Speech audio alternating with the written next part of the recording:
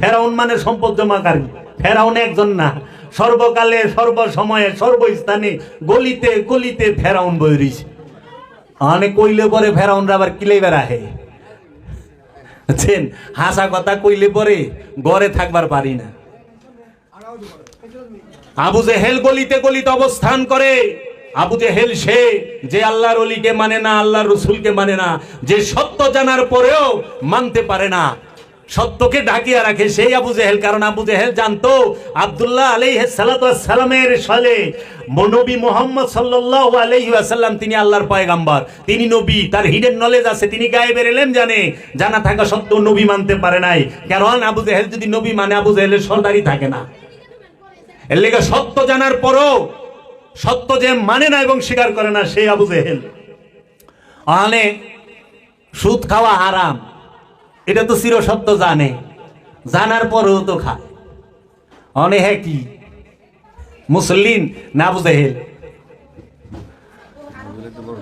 হ্যাঁ, ওয়ারিসের সম্পত্তি মাইরা খাওয়া হারাম, ভাই বোনের বাইনা বাইস্তার সয় সম্পদ মাইরা খাওয়া হারাম, ওয়ারিস সম্পত্তি মাইরা খাওয়াই হারাম। এটা জানার পরে ওয়ারিস সম্পত্তি মাইরা খায়, হ্যাঁ কি মুসল্লি না? হ্যাঁ আবু জেহেল। আবু জেহেল কি গলি গলিতে আছে না? নাই নাই। আরে প্রত্যেক গ্রামে আবু জেহেল খাড়ায় রয়েছে, প্রত্যেক গলিতে খুঁজলে বাইর করেন যাইব আবু জেহেল। কিন্তু তার আবু জেহেল কম যাইব না, বুঝালেই তো হইব। সমাজদার আপনি, ইশারা কাফি। যখনই দেখবেন তারে আর কিচ্ছু করে ডাক দিবেন না, তিনি জনাব আবু জাহেল যাচ্ছেন, বাস মুস্কি হাসি দিয়া বাইরে যাবেন। কয়সা সামিয়া সালাম দেন আছে, আমি আবু জাহেলরে সালাম দেওয়ার হুকুমই নাই। সালাম দিবেন ইমানদার রে, আসসালামু আলাইকুম ওয়া রাহমাতুল্লাহ, আল্লাহর তরফ হইতে আপনার উপরে শান্তি বর্ষিত হোক। এটা ইমানদারে আমানুরে দিবেন। আবু জাহেলরে সালাম দিলে আবু জাহেলের কাছে যা ছুটি আপনি রেহে নাইব, ও তো কইব ওয়ালাইকুম সালাম, তোমার উপরেও যাক, কারণ ওর কাছে আছে চুরি বাটপারি দাউরামি, সব তোমার উপরে পাঠাই দিব। তখন তো যা আছে তাই তো দিব। ওয়ালাইকুম আসসালাম, এর অর্থ হলো তোমার উপরে শান্তি বর্ষিত, আল্লাহ আপনার উপরেও শান্তি বর্ষিত হোক। ওখানে যে কইতাছে হের কথাটা তো আল্লাহ শুনবো না, আবু জেহেলের কথাটা তো আল্লাহ শুনে না বাবা। মুমিনের কলব নিয়ে যদি ডাহে, আবু জেহেল মুমিনের কলব করতে ডাকবো, মা লইলে আরে ফেলে রহালে আবু জেহেল কলব মুমিনের কইতে গা। যে সুদ খায় তার লেগা নামাজ নাই, যে অন্যের ওয়ারিস সম্পত্তি মাইরা খায়, আত্মীয় স্বজনের সম্পদ মাইরা খায়, এতিমের হক মাইরা খায়, গরিবের সম্পদ লুইটা খায়, তার লেগা নামাজ নাই, রোজা নাই, হজ নাই, কুরবানি নাই। কোরআন বলে নাই? কোরআন বলছে ইয়া আইয়ুহাল্লাযিনা আমানু, হে আমানু আকিমুস সালাত, সালাত কায়েম করো। আমানুরে কইছে, ইয়া আইয়ুহাল সুদকুর কয় নাই, হে সুদকুরেরা নামাজ কায়েম করো। ইয়া আইয়ুহাল আত্মসাৎকারী কয় নাই, যে হে আত্মসাৎকারীরা এতিমের হক মাইরা খানেওয়ালারা নামাজ কায়েম করো। এখন তো এতিমের হক মাইরা যারা খায়, হ্যাঁ গো কপালে বেশি দাগ থাকে। আমারই আত্মীয় স্বজন আছে, সবাই না, মানে বেশি কইছি, ভালো মানুষ কিছু আছে, অন্যের রাস্তা বন্ধ করে দিছে। এই জন্য সত্য ওয়াজ করবো কেমনে? সত্য ওয়াজ করলে তো ঝামেলা, দাওয়াতই দেয় না, দাওয়াত দিব না জীবনও তো। কাজী এজন্য সত্য বলতে হিম্মত লাগবো, সত্য বলতে সত্য জানান লাগবো। কারণ বুড়া বয়সে দেহটা নফসের উপরে ভারী হয়ে যায়, এই দেহটা অনেক ভারী হয়ে যায় নফসের জন্য। এই নফসকে চেনো, নফসকে জানো। নফসকে চিনতে হইলে আল্লাহর ওলি লাগবো, নফসকে জানতে হইলে আল্লাহর ওলি লাগবো। আল্লাহর ওলি কি শিখাবে? দায়মি সালাত, অনুষ্ঠান না। দায়মি সালাত ছাড়া নফসকে চেনা যায় না। দায়মি সালাত করতে হবে, দায়মি সিয়াম করতে হবে, দায়মি যাকাত দিতে হবে, দায়মি কুরবানি করতে হবে। এর জন্য মানুষের নফসের কুরবানি একবার, আর আনুষ্ঠানিক কুরবানি প্রতি বছর। নফস আমিত্বকে কুরবানি করবে তার জিন্দিগিতে একবার, সারা জীবন অনন্তকালে একবার আমিত্বের কুরবানি, আমিত্বের যাকাত অনন্তকালের মধ্যে একবার দিতে হয়। আর সিয়াম আত্মসংযম, এটা তো চিরকাল। আনুষ্ঠানিকতা যেটা, সেইটা হচ্ছে একটা নির্দিষ্ট মাস, এটা সবাই করতে পারে। কিন্তু হাকিকি সিয়াম চিরকাল আত্মসংযম সবাই করতে পারে না, একমাত্র আল্লাহর ওলিরা করে, সাধকেরা করে, যারা জীবনে কোনো পাপ কর্মই করে না। এই বিষয়গুলো বুঝতে হবে। তাহলে জন্মায় কে? নফস। কোরআন কি বলছে? কুল্লু নফসুন যায়কাতুল মাউত, প্রত্যেক নফস মৃত্যুর স্বাদ গ্রহণ করব। মৃত্যুর স্বাদটা কে গ্রহণ করবে? নফস। মৃত্যুতে নফস ধ্বংস হবে না, স্বাদ গ্রহণ করবে। আর ধ্বংস কে হবে? ধ্বংস হয় এই দেহটা।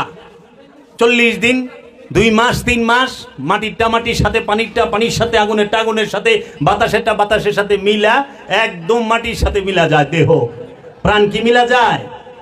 যদি প্রাণ মিলা যায়, জাহান্নামে কে যাইব? জান্নাতে কে যাইব? হাসরের মাঠে কে আইব? পুলসিরাত কে পার হবে? মিজানে কে উঠবে? মিজান কাকে বলে? পুলসিরাত কাকে বলে? একবার কি গবেষণা করেছি? না, সারা জীবন শুধু গদবাদা কথা শুনে গেলাম, কিন্তু কুরআনুল মাজিদে পুলসিরাতের কি দর্শন সেটা জানলাম না।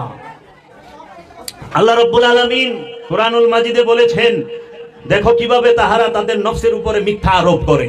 মিথ্যা কার উপরে আরোপ করা হয়? নফসের উপরে। মিথ্যা আরোপ করা হয় নফসের উপরে। উনজুরু কাইফা কাযাবু আলা আনফুসিহিম, দেখো তাহারা কিভাবে তাহাদের নফসের উপরে মিথ্যা আরোপ করে। তারপরে আল্লাহ রাব্বুল আলামিন কুরআনুল মাজিদে বলতেছেন, অথচ তাহারা নিজেদের নফসকে বিপথগামী করেছে, তাহারা তা অনুভব করে না। ওয়ামা ইউদলুনা ইল্লা আনফুসাহুম ওয়ামা ইয়াশউরুন, অথচ তাহারা নিজেদের নফসকে বিপথগামী করিয়াছে, তাহারা তা অনুভব করে না। কোরআন আল্লাহ বলতেছে নফসকে বিপথগামী, নিজেই নিজেকে বিপথগামী করি, দোষ দেই আল্লাহ, আমি কি করছি আমার এরকম করলা। আল্লাহ কোনদিন কার উপরে জুলুম করেন। আল্লাহ কোরআনে কয়ে দিছে, তুমি যাহা অর্জন করো তোমাকে তাহাই দেওয়া হবে। যার্রা পরিমাণ করে থাকলে যার্রা পরিমাণই দেওয়া হবে। ভালো করলে ভালোই দেওয়া হবে, খারাপ করলে খারাপ দেওয়া হবে। কারণ আল্লাহুস সামাদ, আল্লাহ হচ্ছে মহা নিরপেক্ষ। আল্লাহ কাহার উপরে জুলুম করে না, কারণ আল্লাহ রহমান, আল্লাহ রহিম, আল্লাহ গফুর, আল্লাহ সে অনন্ত সীম দয়ালু। সে কখনো কাহার উপরে নির্যাতন জুলুম করে না। আমরা নিজেরা নিজেদেরকে জাহান্নামে ফালাই, আমরা নিজেরা নিজেদের জান্নাত তৈরি করব। নিজের জান্নাত নিজের তৈরি করতে হবে।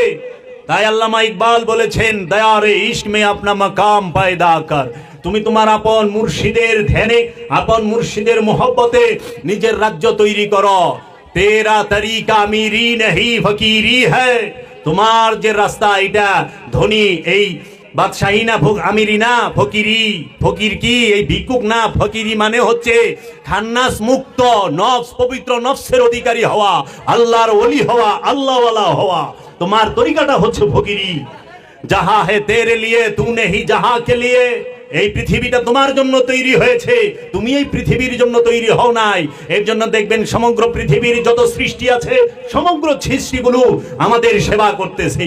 গাছ ফল দিচ্ছে, পশু পাখি তারা মাংস দিচ্ছে, দুধ দিচ্ছে, তারা আমাদেরকে সেবা করে যাচ্ছে সমগ্র। তাই আল্লামা ইকবাল বলছে, কি হক সে ফেরেশতোं ने इकबाल की गम्माजी गुस्ताख है करता है फितरत की हिमाबंदी। কোন অধিকার ইকবালের কাছে ফেরেশতা পাঠানো হয়েছে? কারণ আমি যে গুস্তাখি করি, ভুল করি, এটা তো আমার স্বভাবের সাথে আল্লাহ তৈরি করে দিয়েছে।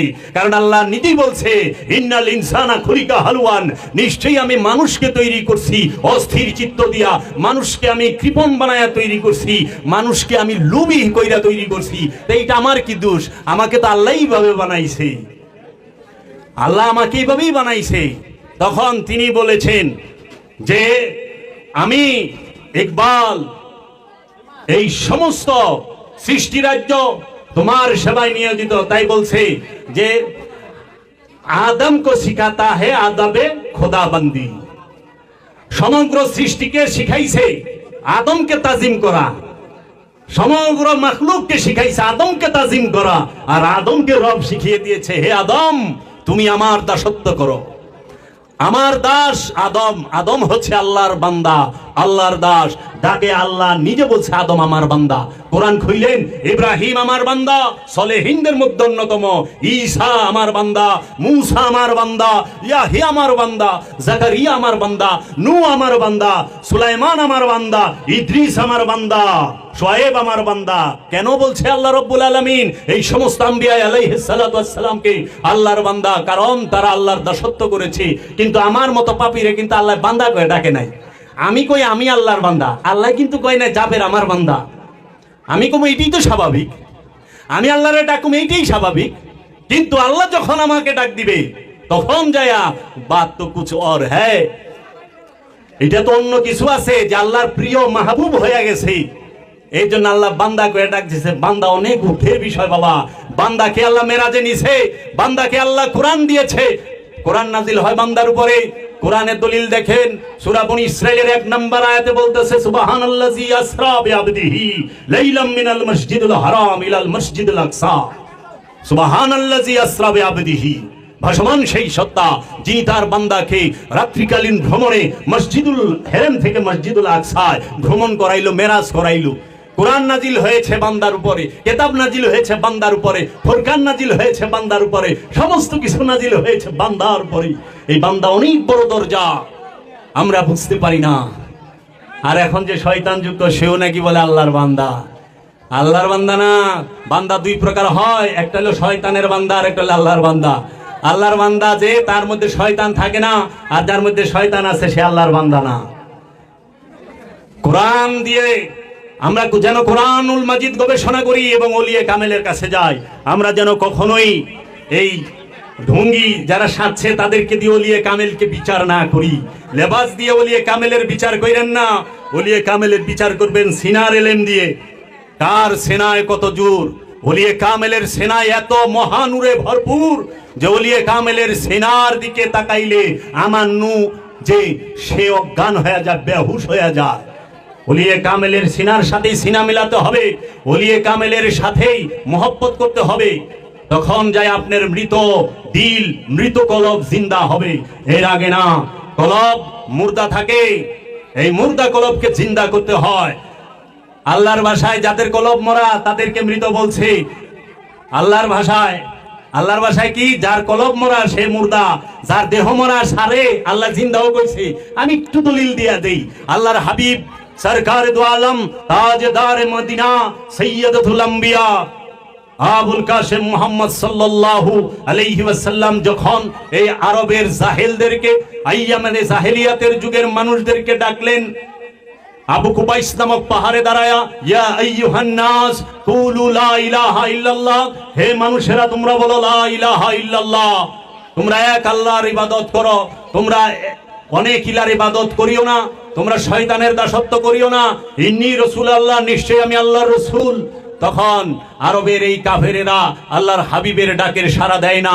আল্লাহর হাবিবকে তুচ্ছ তাচ্ছিল্য ভাষায় কথা বলে, কটু কথা বলে তারা পিঠ ঘুরিয়ে চলে যায়। এমন সময় আল্লাহ বলে, ইন্নাকা লা তুসমাউল মাউতা, হে আমার হাবিব এদেরকে আপনি ডাইকেন না, এরা মৃত। ইন্নাকা লা তুসমাউল মাউতা, হে আমার হাবিব এরা শুনবে না, এরা মৃত, এদেরকে আপনি ডাইকেন না, এরা মৃত।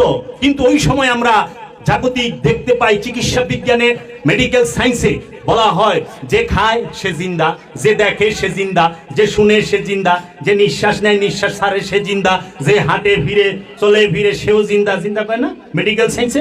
কিন্তু আল্লাহ কইতাছে ইন্নাকা লা তুসমাউল মাউতা, এরা সবাই মৃত, এরা জিন্দা না, মরা। অথচ ওই সময় আবু জেহেল সে হাঁটতাছে, চলতাছে, ফিরতাছে, আবু লাহাব হাঁটা চলা ফিরা করতেছে, আবু জেহেলের সন্তান হচ্ছে, আবু জেহেল যুদ্ধে যাচ্ছে, আবু লাহাব যুদ্ধে যাচ্ছে, কিন্তু আল্লাহ কইতেছে মরা। কেন মরা? কারণ তাদের কলব মরা। ওই যে আল্লাহ সূরা বাকারা কয়ে দিয়েছে, সুম্মুন বুকমুন উমিয়ুম ফাহুম লা ইয়ারজিউন, তাদের চোখ থাকবো দেখবো না, কান থাকবো শুনবো না, জবান থাকবো বলতে পারবে না, বুবা, হৃদয় থাকবো অনুভব করতে পারবে না।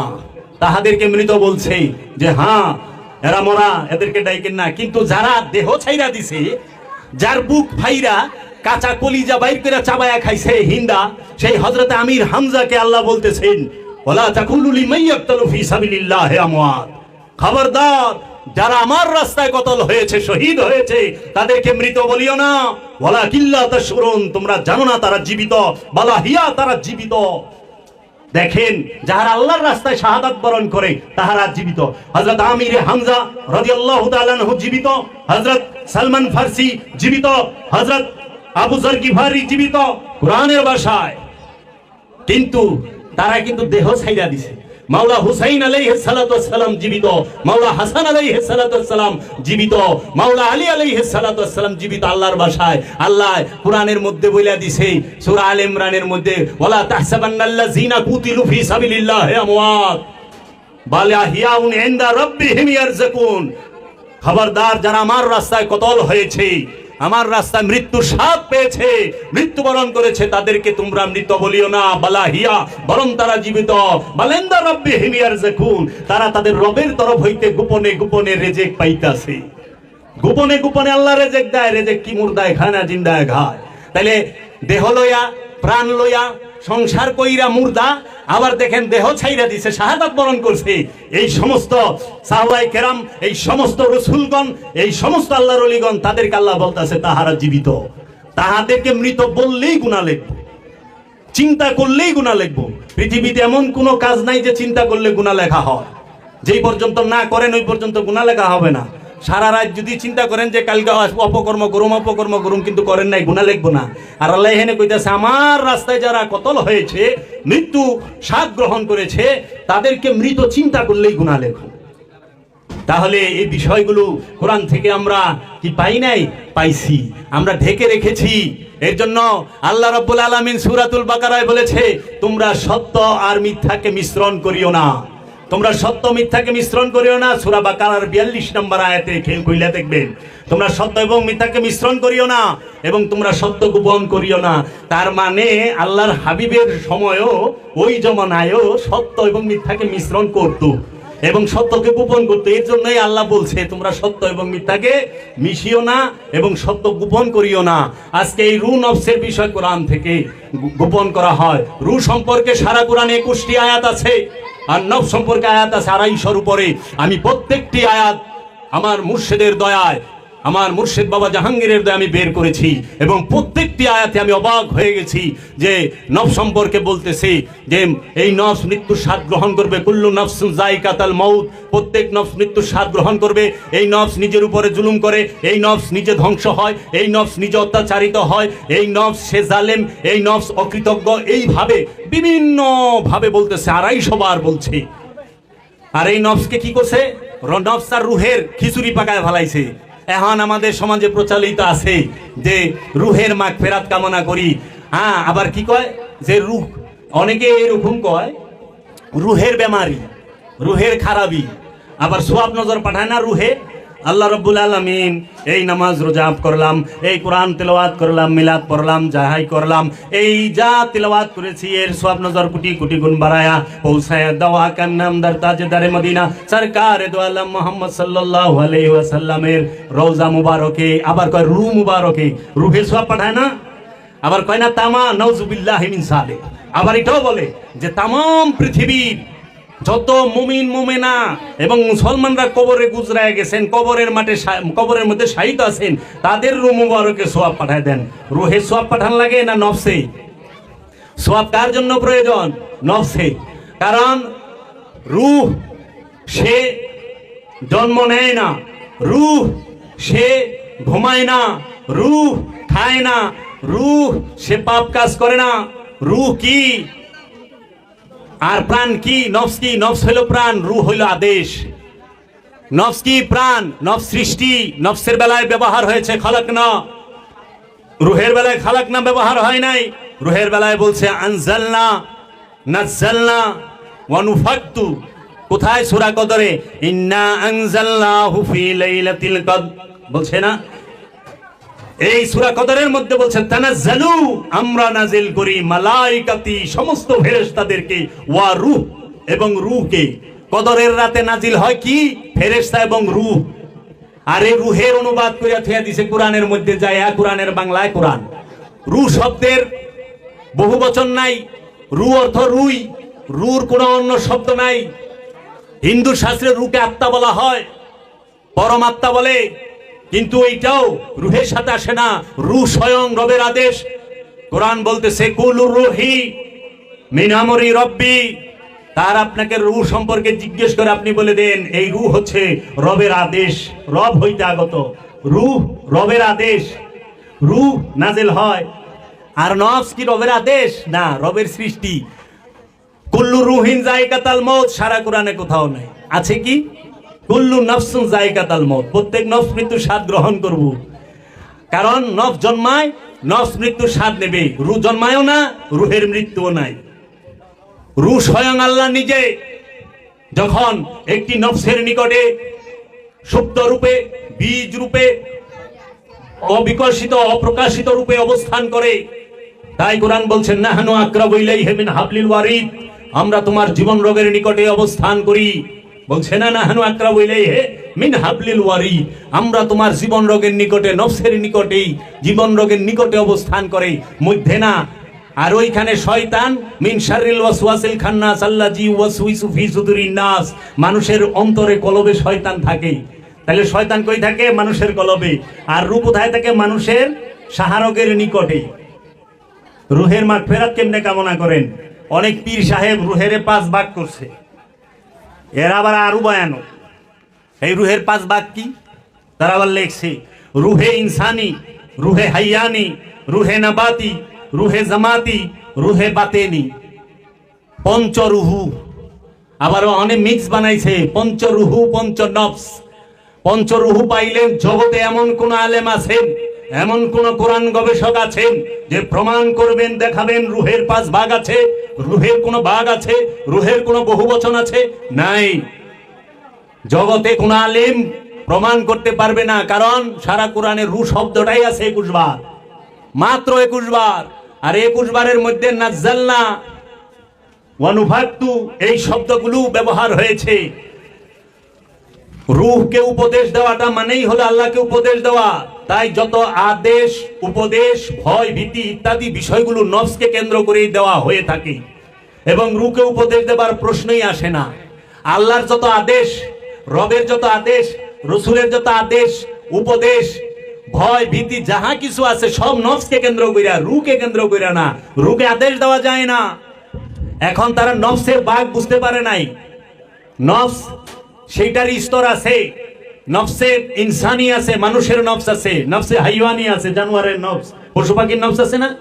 আজকে যে গরু জব করে খায় ভালাইলেন, এর নফস ছিল না?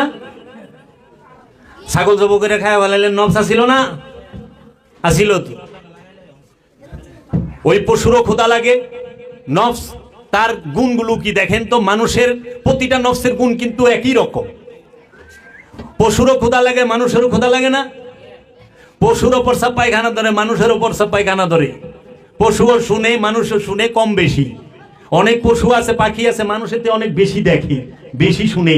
যদি জানতে হয় ডিসকভারি চ্যানেল আর ন্যাশনাল জিওগ্রাফি চ্যানেল দেখবেন, কয়ে দিব শকুনের যে চোখের পাওয়ার, বুঝেন না? কত উপরে থেকে এতটুকু একটা মুরগির বাচ্চা এইটারে দেখে। সিলে বাজ পাখি, ঈগল পাখিতে দেখে না? শকুনে এতটুকু একটা মরা গরু এইটা দেখবার লইছে এই আসমানের উপরে, তার চোখের পাওয়ার আর আমাকে চোখের পাওয়ার কি এক? আমরা তো এতটুকু গুদা গুদা পড়াই দেখি না, লেখাই দেখি না। তাহলে বাবা নফসের গুণগত দিক এক, কিন্তু এই মানুষের নফসের নিকটে রূহ আছে দেখা মানুষ আশরাফুল মাখলুকা, সৃষ্টির শ্রেষ্ঠ জীব। রবের যত জীব আছে, প্রাণী আছে, সর্বশ্রেষ্ঠ জীব হইল, প্রাণী হইল এই মানুষ। কেন? এই মানুষের নিকটেই আল্লাহও আছেন, মানুষের নিকটেই শয়তানও মানুষের নফসের মধ্যে মিলা থাকে। কোন পশুর নফসের সাথে শয়তান নাই, কোন গাছপালা তরুলতার প্রাণের সাথে শয়তান নাই। এর জন্য নফসে ইনসানি, নফসে হাইওয়ানি, নফসে সাজারা, চেন এইভাবে নফসের দাপ আছে, প্রাণের দাপ আছে, কিন্তু রুহের দাপ নাই। আবার এই নফসেরই আমরা যারা মানুষ, যে মানুষটি শয়তান যুক্ত, পরিপূর্ণ শয়তানের মধ্যে যে নফসটি ডুবে রয়েছে, সেই ব্যক্তিটাকে ডাকা হয় নফসে আম্মারা বলে, কোরআনের ভাষা। কোরআনে নফসে আম্মারার কথা আছে। নফসে আম্মারা কারা? যারা শয়তানের দাসত্ব করে, শয়তানের মধ্যে পরিপূর্ণ রূপে ডুইবা রয়েছে। তাল তামাশা, লোভ, হিংসা, মোহ, অহংকার, গীবত এগুলো ছাড়া কিচ্ছু বুঝে না। ভালো মন্দ কিচ্ছু বুঝে না। মানুষের সুনাম কোনো কিছুর শুকরিয়া করতেই জানে না, খালি ভোগ করব। এই নফসে আম্মারার অধিকারী। নফসে লাওয়ামা, কোরআনে সূরা কিয়ামতের 2 নম্বর আয়াত, লা উকসিমু বিনফসি লাওয়ামা, আল্লাহ কসম কাটছে নফসে লাওয়ামার। এই নফসে লাওয়ামা কাকে বলে? সংগ্রামরত নফস। কোন নফস সংগ্রামরত? কি সংগ্রাম করে সে? দেশ স্বাধীনের না, শয়তান থেকে মুক্তি পাওয়ার জন্য সংগ্রাম করে। যে নফসটি খান্নাস রূপী শয়তান থেকে মুক্তি পাওয়ার জন্য সংগ্রামরত অবস্থায় থাকে তাকে বলা হয় নফসে লাওয়ামা। এই নফসকে বলা হয় মুজাহিদ, এই নফসকে বলা হয় জেহাদি। জিহাদ করতে হয় কার সাথে? জেহাদ দুই প্রকার, একটা হইলো ঢাল তলোয়ার অস্ত্রের মেজাজি জেহাদ, এটা সবার কপালে সুযোগ হয় না, সব দেশে হয় না। আর কোরআনের ভাষায় হাকিকি জেহাদ হচ্ছে এই নফসের সাথে যে খান্নাস রূপী শয়তান মিশে আছে, এই খান্নাস রূপী শয়তানের বিরুদ্ধে জিহাদ করা, আল্লাহর রসুলের কাছে বায়াত গ্রহণ করে, আল্লাহর ওলির কাছে বায়াত গ্রহণ করে এই নফসের মধ্যে যে খান্নাস রূপী শয়তান আছে সেই শয়তানের বিরুদ্ধে নফস জিহাদ করবে। সেই জিহাদকে সবাই খালি মারামারি করবার চায় বাবা, কিন্তু খান্নাস থেকে মুক্তি একজন লইবার চায় না। আবার সবচেয়ে মজার বিষয় কি, আল্লাহ আমাকে গুনাহ খাতা মাফ করে দাও, গুনাহ মাফ চায়, কিন্তু গুনাহের যে ফ্যাক্টরি শয়তান উটার উপরে ভালাই দিবার চায় না। গাছ রাইখা দিব, বছর বছর ফল খাইব, গাছ ছাড়বো, কিন্তু গাছ মূলের থেকে উঠায় ফেলাইব না। পাপের গুনার ফ্যাক্টরি হইল শয়তান। নফস থেকে খান্নাসকে নয় মুসলমান করেন, আর না হইলে তারায়া দেন। দায়মি সালাতের মাধ্যমে ওলিয়ে কামেলের কাছে বায়াত হইয়া নিজে নিজে সালাত হয় না, নিজে নিজে সালাত হয় না, নিজে নিজে সালাত করার সিস্টেমই নাই। এখন তো আমরা নিজেরা মন ইচ্ছা মতো নামাজ পড়ি। আর আল্লাহ কইতেছে আমার রসুল যেভাবে পড়ে বলে সেইভাবে ইবাদত করো, আমার রসুল যাহা বলে তাহা করো। রসুল যাহা বলছে সেইগুলো পালন করার নাম হচ্ছে অনুসরণ, আর রসুল যাহা করছে সেইগুলোকে পালন করা, সেইগুলো করার নাম হলো অনুকরণ। আল্লাহ বলছে অনুসরণ করো আমার রসুলকে, অনুকরণ তো করতে কয় নাই, অনুসরণ করতে কইছে। এখন মানুষ অনুসরণ করে না, অনুকরণ করে। রসুল 4 বিয়ে করেছে, 4টে বিয়ে সুন্নাত। কেন? রসুল সাল্লাল্লাহু আলাইহি ওয়াসাল্লাম বলেছেন, এবং রসুল তো অনেকগুলো বিয়ে করছে, এর জন্য আমরা 4টে বিয়ে করা পারো। কিন্তু এই লোক এই কোরআন দেখে না, ওমা ইয়ানতিকু আনিল হাওয়া। আল্লাহ সূরা নজমে বলতেছে ওমা ইয়ানতিকু আনিল হাওয়া, আমার হাবিব জীবনে একটি কথা বলেন নাই তা আমার ইচ্ছা ছাড়া। আল্লাহর ইচ্ছা ছাড়া আল্লাহর রসুল জীবনে একটি কথা বলেন নাই। একদম দুলনা থেকে নিয়ে দেহ ত্যাগের আগ মুহূর্ত পর্যন্ত যত কথা বলছেন সমস্ত কিছু আল্লাহর ইচ্ছা। তাহলে যাহা করছে সবই তো আল্লাহর ইচ্ছাই করছে, কথাই কয় নাই আল্লাহর ইচ্ছা ছাড়া। তাহলে সে কর্ম করে কেমন আল্লাহর ইচ্ছা ছাড়া? তাহলে আল্লাহর রসুল যে বিবাহগুলো করছে এগুলো তো সব আল্লাহর ইচ্ছাই করছে। ভাই সাহেব, আপনি যে 4টে বিয়ে করলেন, আপনি কার ইচ্ছায় করলেন? আল্লাহর ইচ্ছায় না, নিজের ইচ্ছায়। আর কোরআন বলছে যে নিজের ইচ্ছায় চলে সেই শয়তান। শয়তানকে যে নিজের ইচ্ছায় চলে সে শয়তান। আর মুমিনকে যে রবের ইচ্ছায় চলে, আমানুকে মুসল্লিকে যে রসুলের ইচ্ছায় চলে। রসুলের ইচ্ছায় চলে যে সে আমানু এবং মুসল্লি, রবের ইচ্ছায় যে চলে সে মুমিন, আর নিজের ইচ্ছায় যে চলে সে শয়তান। আল্লাহ একটু খেয়াল করেন, আপনি কি আপনার রসুলের ইচ্ছায় চলেন না নিজের ইচ্ছায় চলেন? আপনি কি আপনার রবের ইচ্ছায় চলেন না নিজের ইচ্ছায় চলেন? জীবনে ওলির কাছে বায়াতি হন নাই, নিজের ইচ্ছায় সব ইবাদত। আবার কি সালাত করবেন, সালাত করবে কোরআনের ভাষায় বলছে মুসল্লি, মুসল্লি সালাত করব, আর ইমামে সালাত শিখাইব। সূরা সাবার 46 নম্বর আয়াত আল্লাহ বলতেছে তোমরা সালাতে দাঁড়াও প্রথমে জোড়ায় জোড়ায়, তারপরে একা একা। তারপরে বলতেছে সূরা বাকারার মধ্যে তোমরা রুকু করো রুকুকারীর সাথে প্রথমে জোড়ায় জোড়ায়, তারপরে একা একা। তোমরা সেজদা করো সেজদাকারীর সাথে প্রথমে জোড়ায় জোড়ায়, তারপরে একা একা। সেজদাকারীকে আপন মুর্শিদ, সেজদাকারীকে আপন রসুল। এই আপন রসুলের থেকে সেজদা শিখতে হবে, কিভাবে সেজদা করে। নিজের ইচ্ছায় সেজদা করলে হবে না তো, আপন রসুলের কাছ থেকে শিখতে হবে রুকু কিভাবে করে, রসুল যেভাবে বলছে সেইভাবে। এখন তো আমরা নিজেরাই করে লই। আমরা সহি আরবি যাই না, সহি আরবি ভাষা পড়া শিখে আমরা ইমাম হয়ে যায়, অথচ কোরআন বলছে ইমাম আল্লাহ নিযুক্ত করে, ইমাম আল্লাহ নিযুক্ত করে, ইমাম আল্লাহর রসুল নিযুক্ত করে। যেই রকম মাওলা আলী আলাইহিস সালাতু ওয়াস সালামকে ইমাম নিযুক্ত করে গিয়েছেন মহানবী। গাদিরে ঘুমের মধ্যে বলছে আনা তারাকতুম ফিকুমুস সাকলাইন, আমি তোমাদের কাছে 2টি ভারী জিনিস রেখে গেলাম, হে মানব জাতি জীবনে পথভ্রষ্ট হবে না, গুমরাহ হবে না। যদি শক্তভাবে ধরো, মজবুত ভাবে ধরো, দৃঢ় ভাবে ধরো, গুমরাহ হওয়ার কোনো সম্ভাবনাই নাই। সেটা কি? কিতাবুল্লাহি ফিহি নূরুন ওয়াল হুদা, আল্লাহর কিতাব যেটার মধ্যে আছে নূর এবং হেদায়েত। ওয়া ইত্রাদাহি, আমার বংশ। আল্লাহর হাবিব রেখে গেলেন কিতাব আর বংশ। খেয়াল করেন, আল্লাহর হাবিব যখন গাদিরে ঘুমে, অনেকে বলে যে বিদায় হজের ভাষণে বলছে কিতাব রেখে গেলাম। ওই সময় তো এরকম বাইন্ডিং করা কিতাব ছিল না, বই ছিল। মহানবী যখন বিদায় হজে ভাষণ দিয়েছেন তখন কি এরকম বাইন্ডিং করা বই ছিল? কিতাব ছিল কোনো লিখিত? আরবি ভাষার লিখিত কোনো কিতাব ছিল না? আরবি ভাষার সর্বপ্রথম লিখিত কিতাবটাই তো কোরআন। সেটা হযরত উসমান রাদিয়াল্লাহু তাআলা আনহুর শাসনামলে হয়েছে। আর বিদায় হজ হয়েছে মহানবী উপস্থিত থাকা অবস্থায়, গাদিরে ঘুম হয়েছে মহানবী উপস্থিত থাকা অবস্থায়। তা আল্লাহর হাবিব বলল, আমি তোমাদের কাছে রেখে গেলাম আল্লাহর কিতাব, যেটার মধ্যে আছে নূর এবং হেদায়েত। আর আমার বংশ, হে মানব জাতি, পথভ্রষ্ট হবে না, গুমরা হবে না, বিপদগামী হবে না, যেই পর্যন্ত তোমরা এই দুইটা জিনিস আঁকড়ায় ধরে রাখবা। কোনো সম্ভাবনা নাই বিপদগামী হওয়ার। আর এই মানব জাতি, এই মুসলমান জাতি এই ইতরাতকে ছাইরেই দিল। কারণ কিতাব, যদি আপনি কোরআনকে বলেন, কোরআনে সূরা, একটা সূরা আছে সূরা ইখলাস, সবাই পড়েন না? এই সূরা ইখলাস প্রথম আয়াতটাই বলতেছে কুল হুয়াল্লাহু আহাদ। কুল বলে দিন, আল্লাহু আহাদ, আল্লাহ হচ্ছে একক, অখণ্ড, অদ্বিতীয়, স্বয়ংভূ সত্তা। আল্লাহ এক, এটা বলে নাই। এক যদি কইতো তাইলে ওই তো আরবিটাই এরকম, কুল হুয়াল্লাহু ওয়াহিদ। ওয়াহিদ অর্থ এক। যারা আরব রাষ্ট্রে গেছেন, এখানে যদি এরকম কেউ থাকেন যারা আরবি সম্পর্কে জানেন, তারা ওয়াহিদ এক, ইতনাইন দুই, থালাসা তালাতা তিন, আরবা সাইর, খামসা পাঁচ, সিত্তা সাবা, তামানিয়া তিসা সারা, এইভাবে। তো ওয়াহিদ অর্থ হইলে এক, আহাদ অর্থ হইলে একক। এখন সবাই অর্থ করে দিয়ে দিছে, বলেন আল্লাহ এক। আহাদ অর্থ কি? এক। আহাদ অর্থ একক। ওখানে কোরআনের মধ্যে যেখানে বলছে তানাজ্জালুল মালাইকাতি ওয়ার রূহ, অর্থ করে দিছে আল্লাহ করে দিছে আমি কদরের রাতে রূহ নাজিল করি। আর এরা অর্থ করে দিছে আল্লাহ কদরের রাতে কোরআন নাজিল করে। আপনারা সবাই জানেন কোরআন নাজিল হয় কদরের রাতে। এই পর্যন্ত আমার মনে হয় 2-4 জন ছাড়া কেউই জানে না যে কদরের রাতে রূহ নাজিল হয়। রূহ আরবি শব্দ, কোরআনও আরবি শব্দ। কদরের রাতে কোরআন নাজিল হয় না, রূহ নাজিল হয় এবং ফেরেশতা নাজিল হয়। এই রুরে কোরআন বানায় দিয়েছে। মানুষ কি করবো দেখেন, প্রত্যেকটা অনুবাদ যে ভুল করলো, কোরআন তো থাপাতা ধরলো না, তারে ধরছে এই ভুল অর্থ করো কে, যা আছে তাই করো, ভুল অর্থ করো কে। কোরআন ধরে নাই, ধরবো কে? ইতরাতে, বংশে। যে কোরআন জানে সে নবীর বংশ ধরবে, যে এটার ভুল অর্থ হয়েছে।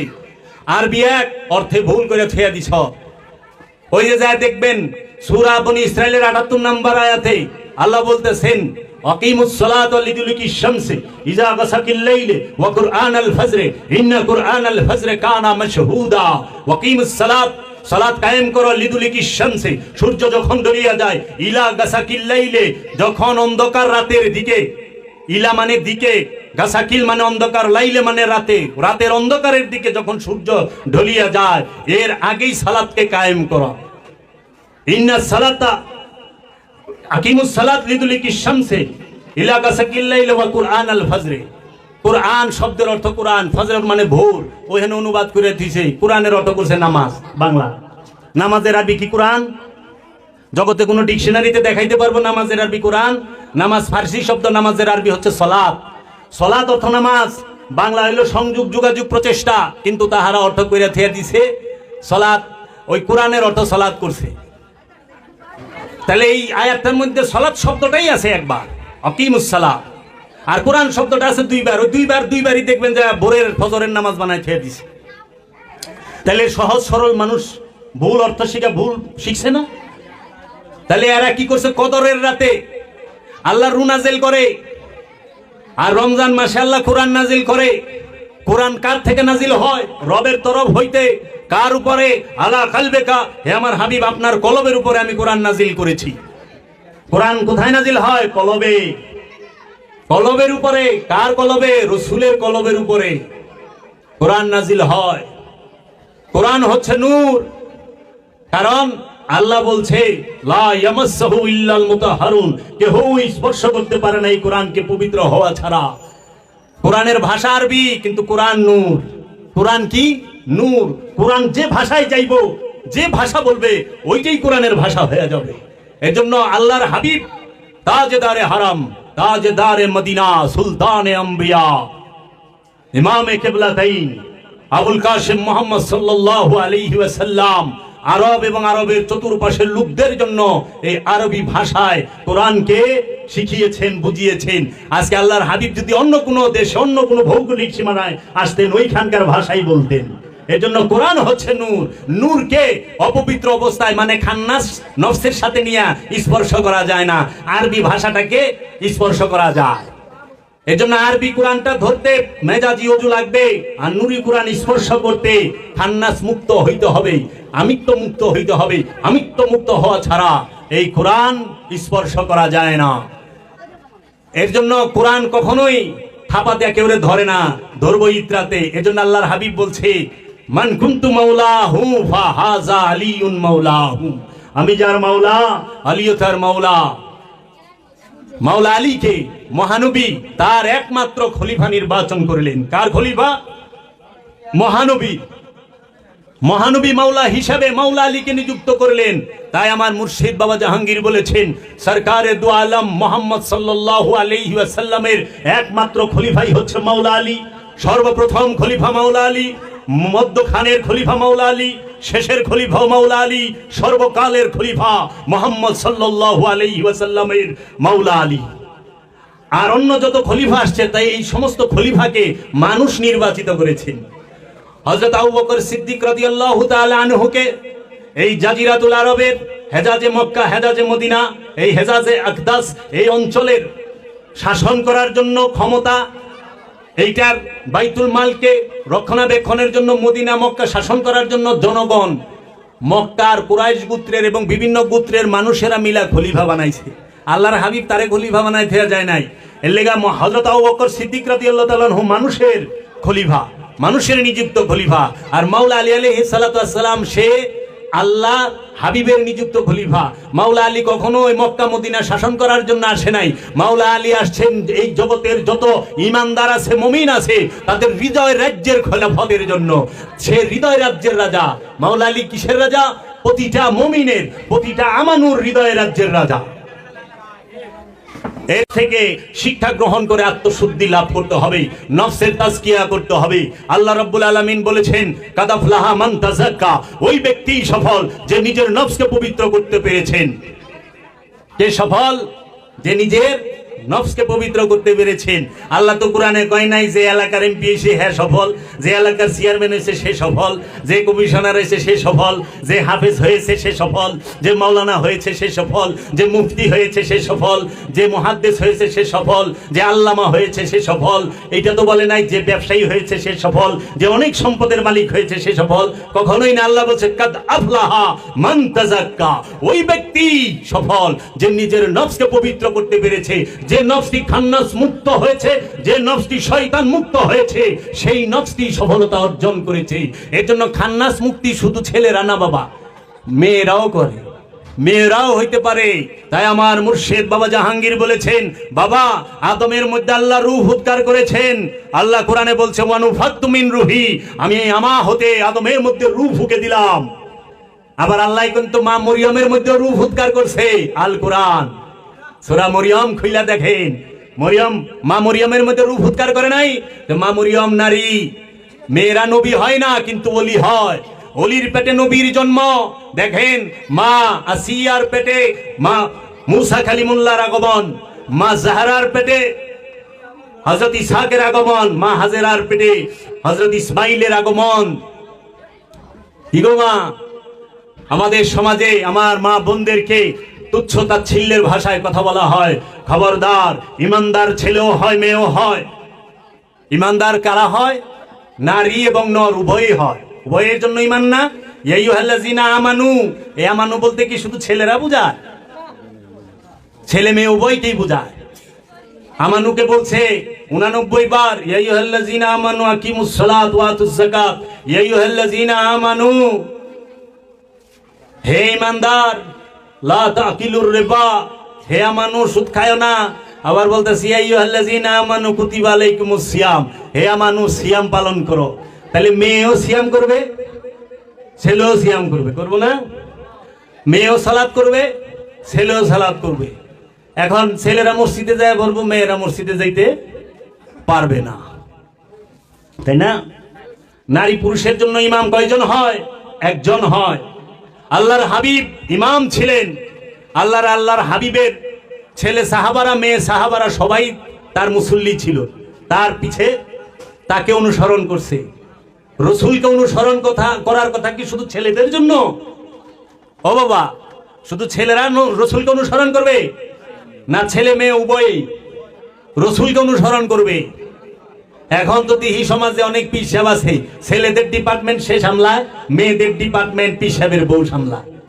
হায় হায়, বিরাট কাম করছে।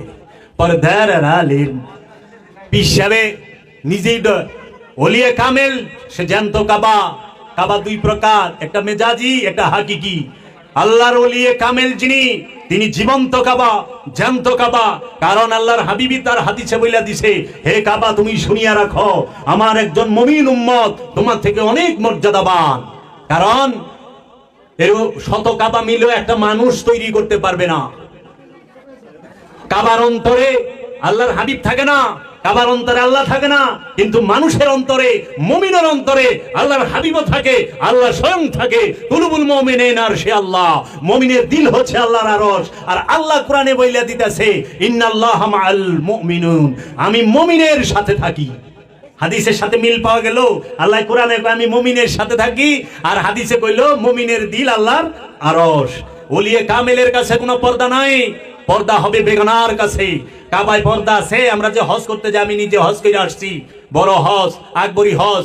হাজরে আসওয়াদ চুম্বন করার জন্য মেয়ে ছেলে উভয়ের যে ধাক্কাধাক্কি হয়, কে মরবো কে বাঁচবো সেটা ঠিক নাই। কাবার মধ্যে পর্দা থাকে না। আরে শরীয়তি কাবাই তো পর্দা নাই, ওখানে ছেলে মেয়ে আলাদা লাইন আছে। হজের সময় ছেলেরা 2 টুকরা, মেয়েরা 3 টুকরা। ও বাবা, সত্যকে লুকান কেন? পর্দা করবেন বেগানার সাথে, বেগানার সাথে পর্দা। কোরআনের জন্য পর্দার প্রয়োজন নাই। আমরা কোরআনে গিলাপ পড়াই না, কোরআনের জন্য গিলাপের প্রয়োজন আছে। গিলাপ প্রয়োজন না পাকের লিগা, জানি না পাক অবস্থায় আমাদের কোরআন স্পর্শ না হয়, এর জন্য আমরা কোরআনে গিলাপ লাগায় ফেয়া দিই। এই কোরআন অন্য বইয়ের মতো না, এটা যেন সহজে বুঝতে পারি। কোরআন আর অন্য বইয়ের মধ্যে তফাৎ আছে, এই জন্য আমরা গিলাপ দিয়ে কোরআন ঢাকি। কাবার মধ্যে গিলাপ দেওয়া হয় কেন? কাবার গিলাপের প্রয়োজন না, গিলাপের প্রয়োজন না পাকের। গিলাপ থাকলেও কাবা, না থাকলেও কাবা। নাপাকের জন্য পর্দার প্রয়োজন। খান্নাস মুক্ত মহাপুরুষ যিনি, যিনি আল্লাহর চেহারা হয়ে রয়েছেন, যিনি আল্লাহর চোখ হয়ে রয়েছেন, যিনি আল্লাহর কান হয়ে রয়েছেন, যিনি আল্লাহর জবান হয়ে রয়েছেন, তার জন্য কোনো তার সাথে পর্দা নাই। এইটা বুঝতেই দেয় না। সব হানে, সব রোগের এক ওষুধ, প্যারাসিটামল 2 বেলা। কয় হুজুর কি শৈল বিষ? কয় প্যারাসিটামল। ডাক্তার সাহেব, হাতুরা ডাক্তাররা যেরকম কয় শৈল বিষ, কয় প্যারাসিটামল 2 বেলা। কয় আটকিরা বিষ করে, কয় প্যারাসিটামল 2 বেলা। টাইফয়েড হয়েছে, কয় প্যারাসিটামল 2 বেলা।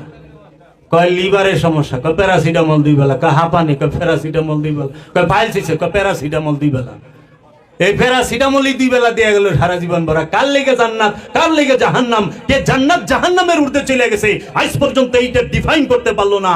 আর সমাজের এই সাধারণ কাঁচাগোলা মোমের মতো মানুষগুলো কি, আর আমার এই মা বোনদেরকে এত অবহেলিত, কি অকথ্য ভাষায় কথা বলি, তুচ্ছতা ছিলের ভাষায়। মা, আপনারা জানবেন, প্রতিটা জিন এবং প্রতিটা নর এবং নারী এই কোরআনে ডাকা হয়েছে জাকারা ওয়া উনসা। জাকারা ওয়া উনসা, জাকারা শব্দের অর্থ নর, উনসা মানে নারী। এই জাকারা উনসা যারা, এদের নফসের নিকটে, নফসের মধ্যে শয়তানও আছে খান্নাস রূপী, আবার রূহ আছে। আপনি যদি মুর্শিদের রসুলের ধ্যানের মাধ্যমে, দাইমি সালাতের মাধ্যমে, দাইমি সিয়ামের মাধ্যমে, হজ কুরবানির মাধ্যমে আপন নফসকে খান্নাস মুক্ত করতে পারেন, আপনিও আল্লাহর ওলিতে পরিণত হবেন। মেয়েরাও আল্লাহর ওলি হয়, ছেলেরাও আল্লাহর ওলি হয়। মেয়েরাও আল্লাহওয়ালা হয়, ছেলেরাও আল্লাহওয়ালা হয়। মেয়েরাও জান্নাতি হয়, ছেলেরাও জান্নাতি হয়। জান্নাতি কখনো দেহ হয় না, জান্নাতি হয় নফস। নফসের কোনো লিঙ্গ নাই, লিঙ্গ হয় দেহের। নর আর নারী হয় দেহ, নফস না। আর নারী বলা হয় সেই নফসকে যে নফস শয়তান যুক্ত, কারণ নফসের দেহ নাই। দেহের মধ্যে নফসের অবস্থান, দেহের অঙ্গ প্রত্যঙ্গের মধ্যে নফসকে প্রতিষ্ঠিত করে দেওয়া হয়। সমস্ত অঙ্গ প্রত্যঙ্গের মধ্যে নফসকে সেট করে দিয়েছে। এর লেগে আল্লাহ কয়, ইন কানাত ইল্লা সাইহাতু ওয়াহিদাতান, একটা বিকট আওয়াজে তোমার এই দেহ থেকে নফসকে আলাদা করে দেওয়া হবে। কিসে? আওয়াজে। বিকট একটা আওয়াজ হইব, এই আওয়াজ অন্য কেউ শুনবে না। যে দেহ থেকে নফস আলাদা হইব শুধুমাত্র সে শুনবে। আইসিইউতে আছে, গ্লাস দিয়ে আটকানো, তারপরেও অন্য কেউ শুনবো না। এই নফস আর রুহের পার্থক্য জানে না, পীর হয়ে বয়ে রয়েছে। নফস আর রুহের পার্থক্য জানে না, বিরাট বড় গবেষক হয়ে বয়ে রয়েছে, আন্তর্জাতিক খ্যাতি সম্পূর্ণ। জীবনে কোরআন গবেষণাই করে নাই যে কোরআন কি বলতেছে। রুহের জন্য সওয়াব পাঠানো এটা কোরআন দর্শন বিরোধী কুফরি আকীদা। রুহের জন্য সওয়াব পাঠায় না, কারণ রূহ স্বয়ং জাত নূর। জাত নূরের জন্য কিসের সওয়াব পাঠাইবেন? আল্লাহর হাবিবের জন্য দোয়া করেন, আল্লাহর রসুলের জন্য। সারা কোরআনে দেখেন তো এক জায়গায় যে আল্লাহ বলছে যে আল্লাহর রসুলের জন্য দোয়া করেন? আল্লাহ বলছে যে নফস জুলুমকার, সেই নফস যেন আল্লাহর দরবারে বলে রব্বানা জালামনা আনফুসানা, হে আমার রব, আমি আমার নফসের উপরে জুলুম করেছি, আমি তোমার কাছে ক্ষমা চাই। আল্লাহর হাবিবের জন্য দোয়া করবেন না, খবরদার। আল্লাহর হাবিবের কাছে দয়া চাইবে।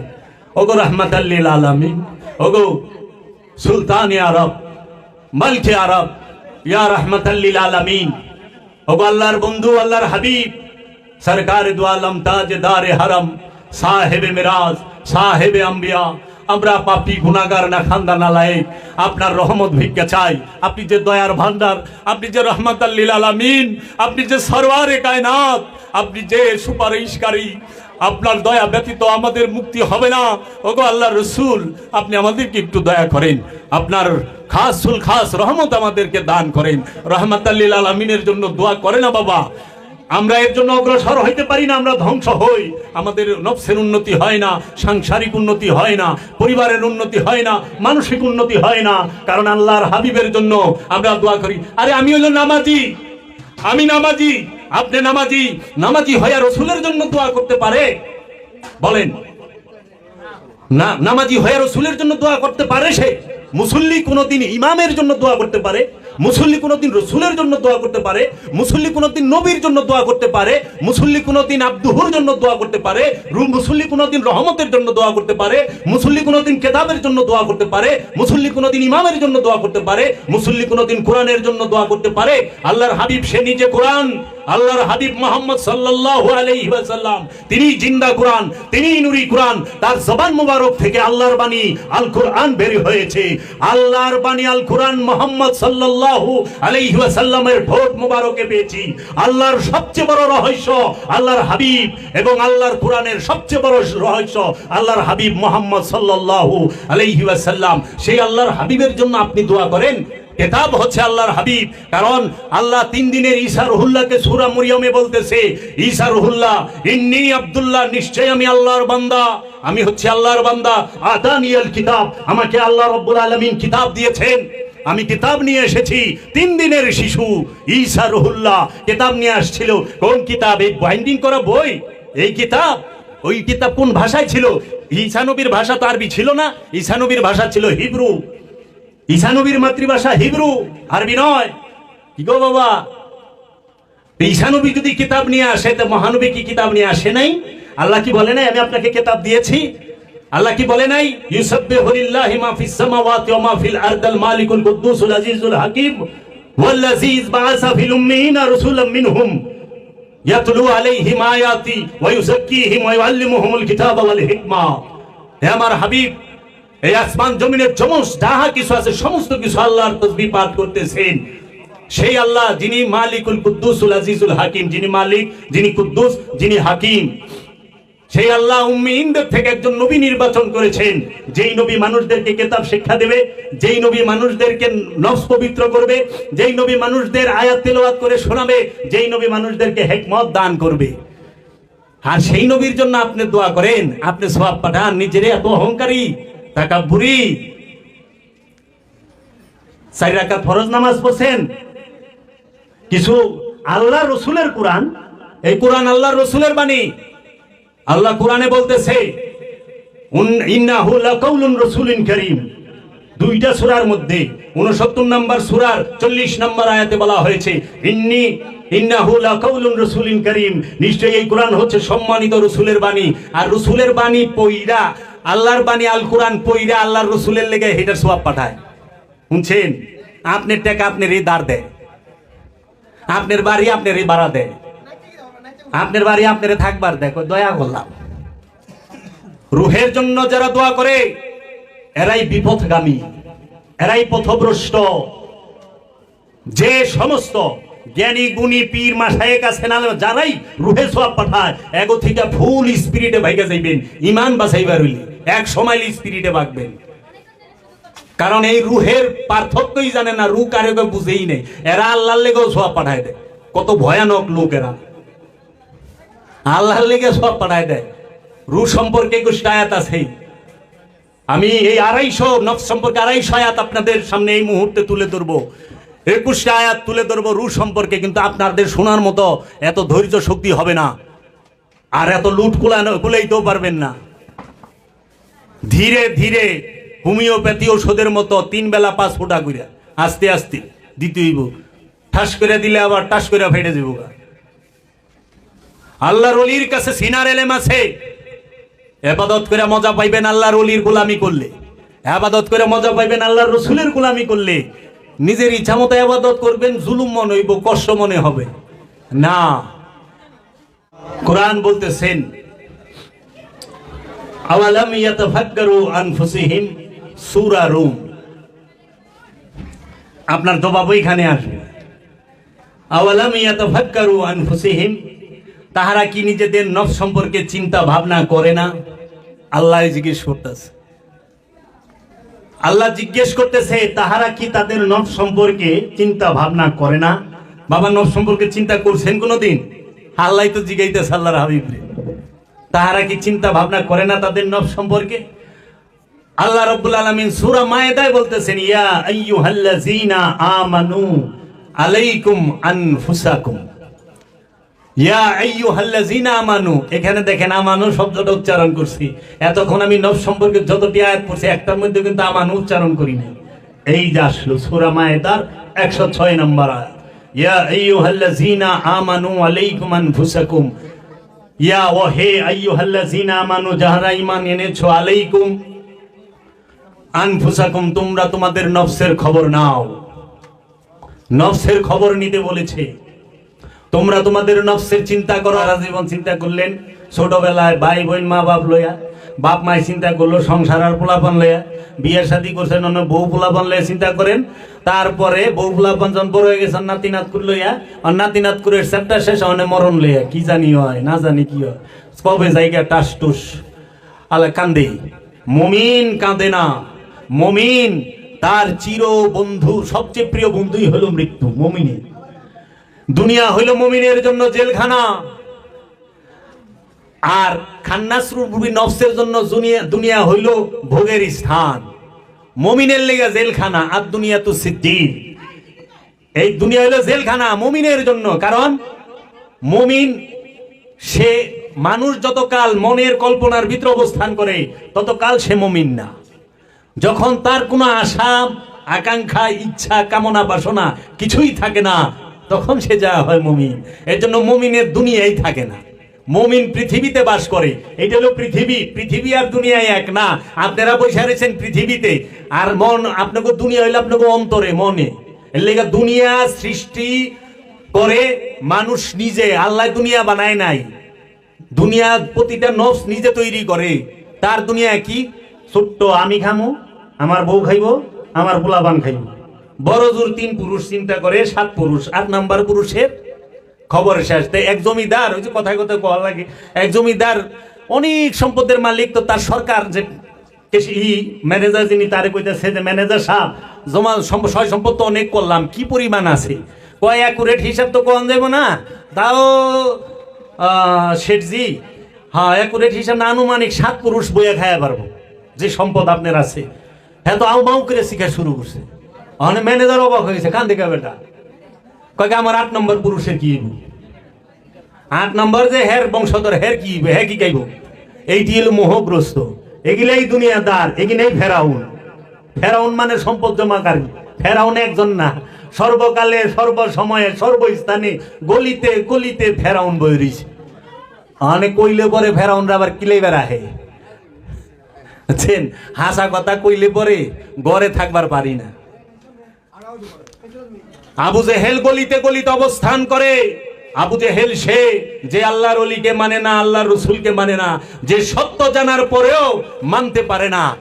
সত্যকে ঢাকিয়া রাখে সেই আবু জেহেল। কারণ আবু জেহেল জানতো আব্দুল্লাহ আলাইহিস সালাতু ওয়াস সালামের সালে নবী মুহাম্মদ সাল্লাল্লাহু আলাইহি ওয়াসাল্লাম তিনি আল্লাহর পয়গাম্বর, তিনি নবী, তার হিডেন নলেজ আছে, তিনি গায়েবের ইলম জানে। জানা থাকা সত্ত্বেও নবী মানতে পারে নাই। কারণ আবু জেহেল যদি নবী মানে আবু জেহেলের সর্দারি থাকে না।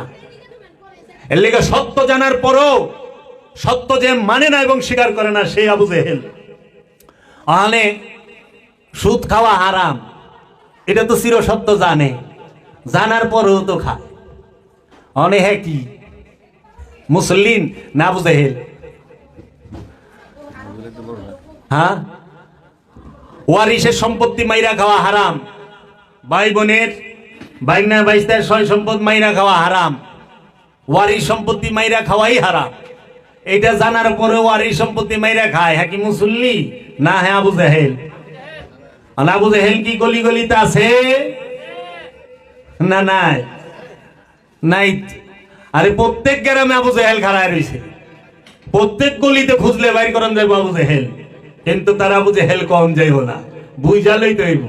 সমাজদার আপনি ইশারা কাফি। যখনই দেখবেন তারে আর কিচ্ছু করে ডাক দিবেন না, তিনি জনাব আবু জেহেল যাচ্ছেন, বাস মুস্কি হাসি দিয়া বাইরে যাবেন। কয়সা মিয়া সালাম দেন আছে, আমি আবু জেহেলরে সালাম দেওয়ার হুকুমই নাই। সালাম দিবেন হলে ইমানদার রে, আসসালামু আলাইকুম ওয়া রাহমাতুল্লাহ, আল্লাহর তরফ হইতে আপনার উপরে শান্তি বর্ষিত হোক। এইটা ইমানদারে আমানুরে দিবেন। আবু জেহেলরে সালাম দিলে আবু জেহেলের কাছে যা ছুটি আপনি রেখে নাইব, ও তো কইব ওয়ালাইকুম সালাম, তোমার উপরেও যাক, কারণ ওর কাছে আছে চুরি বাটপারি দাউরামি সব তোমার উপরে পাঠাই দিব। কম তো কি যা আছে তাই তো দিব। ওয়ালাইকুম আসসালাম, এর অর্থ হলো তোমার উপরে শান্তি বর্ষিত। আল্লাহ আপনার উপরেও শান্তি বর্ষিত হোক। ওখানে যে কইতাছে হ্যাঁ কথাটা তাল্লাহ শুনবো না, আবু জেহেলের কথাটা তাল্লাহ শুনে না বাবা। মুমিনের কলব নিয়ে যদি ডাহে তাহলে তো আবু জেহেল মুমিনের কলব কই থেকে ডাকবো? মা লইলেও আরে ফেলে রহালে ও তো আবু জেহেল কলব মুমিনের কই থেকে? যে সুদ খায় তার লেগা নামাজ নাই, যে অন্যের ওয়ারিস সম্পত্তি মাইরা খায়, আত্মীয় স্বজনের সম্পদ মাইরা খায়, এতিমের হক মাইরা খায়, গরিবের সম্পদ লুইটা খায়, তার লেগা নামাজ নাই, রোজা নাই, হজ নাই, কুরবানি নাই। কোরআন বলে নাই, কোরআন বলছে ইয়া আইয়ুহাল্লাযিনা আমানু, হে আমানু আকিমুস সালাত, সালাত কায়েম করো। আমানুরে কইছে, ইয়া আইয়ুহাল সুদকুর কয় নাই, হে সুদকুরেরা নামাজ কায়েম করো। ইয়া আইয়ুহাল আত্মসাৎকারী কয় নাই, যে হে আত্মসাৎকারীরা এতিমের হক মাইরা খানেওয়ালারা নামাজ কায়েম করো। এখন তো এতিমের হক মাইরা যারা খায় হ্যাঁ গো কপালে বেশি দাগ থাকে। আমারই আত্মীয় স্বজন আছে, সবাই না, মানে বেশি কইছি, ভালো মানুষ কিছু আছে, অন্যের রাস্তা বন্ধ করে দিছে। এই জন্য সত্য ওয়াজ করবো কেমনে? সত্য ওয়াজ করলে তো ঝামেলা, দাওয়াতই দেয় না, দাওয়াত দিব না জীবনও তো কাজী। এজন্য সত্য বলতে হিম্মত লাগবো, সত্য বলতে সত্য জানান লাগবো।